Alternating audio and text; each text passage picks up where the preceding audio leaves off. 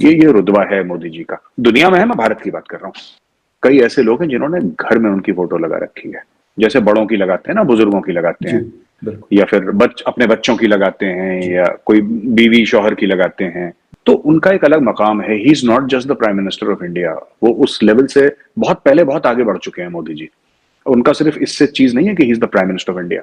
वो अब लेवल 2 पे आ गया। वो उनका ऐसा हो गया कई लोगों के साथ कि जैसे घर के, मैं जानता हूं कि मोदी जी को कुछ लोग जब क्रिटिसाइज करते हैं तो सगे भाइयों में लड़ाई मैंने देखी है। मोदी जी वहां पे मौजूद थे, काफी मुलाकातें उनकी हुई, वहां पे जितने लोग थे सबसे तकरीबन हुई हैं। शी जिनपिंग और शहबाज शरीफ साहब से कोई मतलब मुकम्मल खामोशी थी। शायद यही लोग कह रहे हैं, कुछ मीडिया के लोग, कि शायद हाथ भी नहीं मिलाया गया। काफी उम्मीद से थे।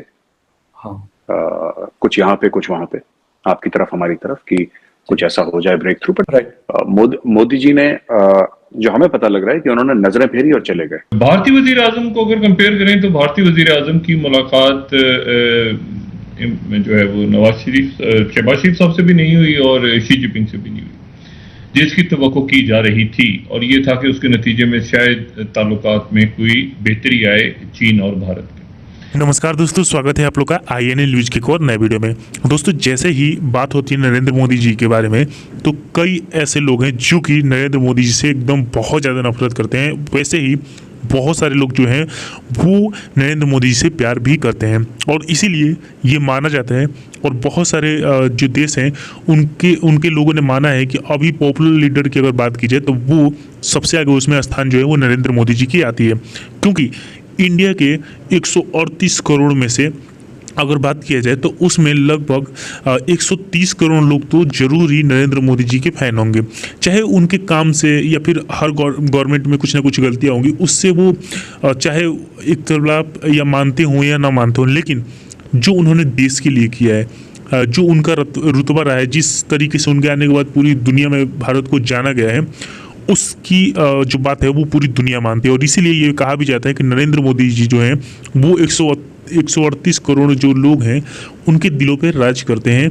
और जो भी उनको पसंद नहीं करने वाले लोग हैं वो या तो बहुत ही ज़्यादा उनको नापसंद करते हैं, या फिर जो पसंद करने वाले हैं वो उनको बहुत ज़्यादा पसंद करते हैं। यानी कि जो नरेंद्र मोदी जी हैं उनसे प्यार करने वालों की जो संख्या है वो बहुत ज़्यादा है। तो चलिए हम पहले वीडियो में आगे बढ़ते हैं, देखते हैं इस पर पाकिस्तानी मीडिया और क्या बात कर रही है। एक दूसरे को इग्नोर किया। एक बहुत बड़ा फोरम है और इस रीजन के लिए तो बड़ा इंपॉर्टेंट है। मोदी साहब ने शी जिनपिंग से हाथ नहीं मिलाया या शहबाज शरीफ साहब से हाथ नहीं मिला, वो नहीं होना था। मैं तो बहुत पहले से कहता आ रहा हूं कि लोग काफी उम्मीद से थे। हाँ, कुछ यहाँ पे कुछ वहां पे, आपकी तरफ हमारी तरफ, कि कुछ ऐसा हो जाए ब्रेक थ्रू। बट मैं सबको बोल रहा था, तो लोग कह रहे थे कि साहब आप चाहते नहीं। कह रहा मेरे चाहने से थोड़ा ना मोदी जी और शहबाज शरीफ साहब हाथ मिला लेंगे। मेरे चाहने से क्या होता है? हम तो सिर्फ एनालाइज करते हैं कि जो हमें समझ में आता है वो हम लोगों को बताते हैं। ये होना नहीं था। और देखिए, बात यह कि शहबाज शरीफ वहां पे गए और काफी पाकिस्तानी मीडिया में था कि बात कराओ। देखिए, बात यह है कि रिश्ते बहुत ज्यादा खराब हो चुके हैं भारत और पाकिस्तान के। बहुत ज्यादा खराब हो चुके हैं रिश्ते, और इतने ज्यादा खराब हो चुके हैं कि अब, क्योंकि 2-3 इसकी वजूहात हैं। ये जो भारत कहता है कि पाकिस्तान टेरर सपोर्ट करता है, आज से तो नहीं, काफी पहले से कह रहा है भारत, और काफी पहले से पाकिस्तान कर भी रहा है, तो आज से नहीं। ये तो बहुत, और पाकिस्तानी बड़े बड़े जो एनालिस्ट हैं वो भी कहते हैं कि हमने जिहाद सपोर्ट करा। परवेज मुशर्रफ साहब ने खुद ऑन रिकॉर्ड बोला है कि हमने कश्मीर में जिहाद सपोर्ट करा है। बात वो नहीं है। बात यह है कि इस वक्त एक पाकिस्तान में एक ऐसा माहौल सा बन गया है जो पूरी बाकी दुनिया की समझ से परे है। मैं खुद पिछले 20 साल से पाकिस्तान को वॉच कर रहा हूं। जब से इंटरनेट की सूझबूझ आई है, मैं पाकिस्तान के अखबार पढ़ रहा हूं। जब से मैंने सीखा इंटरनेट, जब से आया भारत में, इतने बुरे हालात कभी नहीं हुए। ऐसे बुरे हालात, मैं एक तरीके से बोलता हूं कि इतने बुरे हालात कारगिल के वक्त भी नहीं हुए थे। ओके। हाँ, जितनी जो सर्द है ना मौसम भारत और पाकिस्तान, ऐसा कभी नहीं हुआ था। ये एससीओ पे हम वापस चले जाते हैं। जिस तरीके से टोटली मैं देख रहा था, पाकिस्तान के एनालिस्ट भी कह रहे थे कि हो सकता है कि शहबाज शरीफ साहब, और एक ने तो ये भी कह दिया कि मुझे जानकारी है कि शहबाज शरीफ साहब ने बोला है कि मुझे मोदी जी से मिलना है और ऐसा बोलना है। टेलीविजन शो पे बोला, उसमें ये बात करी थी आपके ओरिया मकबूल जान साहब हैं, उनका स्टेटमेंट था, और साथ में उनके बैठे थे जफर हिलाली साहब जो आपके सीनियर डिप्लोमेट हैं, वो बैठे थे। उसमें ओरिया मकबूल जान साहब ने बोला था कि मुझे अंदर से बात पता लगी है कि इन्होंने बोला है कि शी जिनपिंग, व्लादिमीर पुतिन और नरेंद्र मोदी तीनों से मेरी मीटिंग करवाओ। देखिए, दूसरी चीज जो आपने बात करी कि किस तरीके से मोदी जी नहीं मिले, वहां पे आमने सामने आए भी थे शी जिनपिंग और मोदी जी आमने सामने आए थे। राइट। मोदी जी ने जो हमें पता लग रहा है कि उन्होंने नजरें फेरी और चले गए, नजरें फेर के चले गए। ठीक है, जाना था, कमिटमेंट थी कि एससीओ में जाएंगे, एससीओ में मोदी जी गए। वो एक रात पहले का जो डिनर था, एक रात पहले डिनर भी दिया था, जो कि मोदी जी ने इग्नोर कर दिया। वो गए लेट कि मुझे डिनर में ना जाना पड़े। उन्होंने वो डिनर जो हेड्स ऑफ स्टेट के लिए था, उसमें शी जिनपिंग भी नहीं आया, उसमें मोदी जी भी नहीं आए।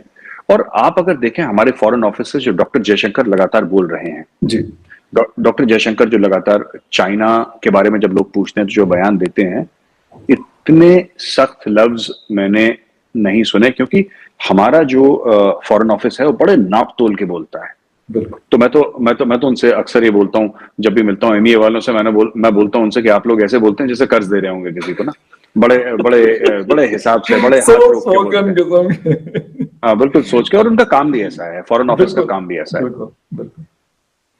वो तो मुझ जैसे लोग हैं जो फजूलियात कर जाते हैं, टेलीविजन पे कभी कुछ बोला, लेकिन फॉरेन ऑफिस तो फिर फॉरेन ऑफिस है भाई मुल्क का। वो तो बड़ा नाप तोल के बात करते हैं। खैर फखर साहब, बात ये हो गई कि वहां पे उन लोगों को भी इग्नोर कर दिया जो चाइनीज थे जी। और तीसरी बड़ी बात है कि व्लादिमीर पुतिन को दो बातें बोली मोदी जी ने। हाँ। एक तो उन्होंने डेमोक्रेसी की बात बोली, यस। जब रशिया का कोई लेने देना है नहीं डेमोक्रेसी के साथ। जी। और दूसरी चीज उन्होंने बात करी कि ये लड़ाई जो है ना, इसको बंद करिए, ये ज्यादा, जबकि इंडिया को फायदा है लड़ाई से, क्योंकि हमें तेल सस्ता मिल रहा है, कोल सस्ता मिल रहा है। फिर भी भारत ने पब्लिक प्लेटफॉर्म पर रशिया को बोला है कि this is not the time for war, ये जंग का वक्त नहीं है। जंग का वक्त तो खैर कोई भी नहीं होता, कोई ये नहीं कह सकता कि ये जंग कोई अच्छी बात है, इसका ये वक्त कोई शुभ मुहूर्त तो होती नहीं, लेकिन ये बोला है। तो इंडिया का एक क्लियर स्टैंड है इस मामले में फखर साहब। राइट। अच्छा, मेरे साहब एक चीज और है कि मतलब बात तो नहीं हुई, क्या मैसेज देना था, क्योंकि अभी मैं एक मिनिस्टर साहब का मतलब पोस्ट पढ़ रहा था, तो उन्होंने कहा कि शहबाज शरीफ साहब ने भी कहा कि अगर मैं कोई मतलब उनसे बात वगैरह करता हूँ, शायद वो इंटरेस्टेड थे। जो आपकी बात है, मतलब आपने दो लोगों की बात की एससीओ से पहले, तो वो शायद इंटरेस्टेड थे, लेकिन वो कहते कि अब नई कंट्रोवर्सी क्रिएट हो जाएगी। क्योंकि अफसोस के साथ ये कहना पड़ता है कि अगर, हालांकि हम दुनिया में किसी से भी हाथ मिला लेते हैं, तो अगर मोदी जी से हाथ मिला लिया जो हमारे पड़ोस के प्राइम मिनिस्टर एक बड़े मुल्क है, तो उसमें क्या मतलब मसला क्या है। लेकिन अफसोस के साथ कि वो भी इतने प्रेशर में है कि शायद उसकी वजह से भी उसने कहा कि यार अब बस अगर करूंगा तो एक नया ड्रामा शुरू हो जाएगा, क्योंकि गालिबन इमरान खान साहब का प्रेशर भी उनके ऊपर बराबर मौजूद है, और वो फिर कुछ और उसको रंग देना शुरू कर लेंगे। तो शायद ये वजह थी। हालांकि जो खबरें आ रही थी यहाँ पे बड़े लोग क्लियर थे कि शायद कुछ ना कुछ थोड़ी बहुत, ज्यादा तो नहीं लेकिन थोड़ी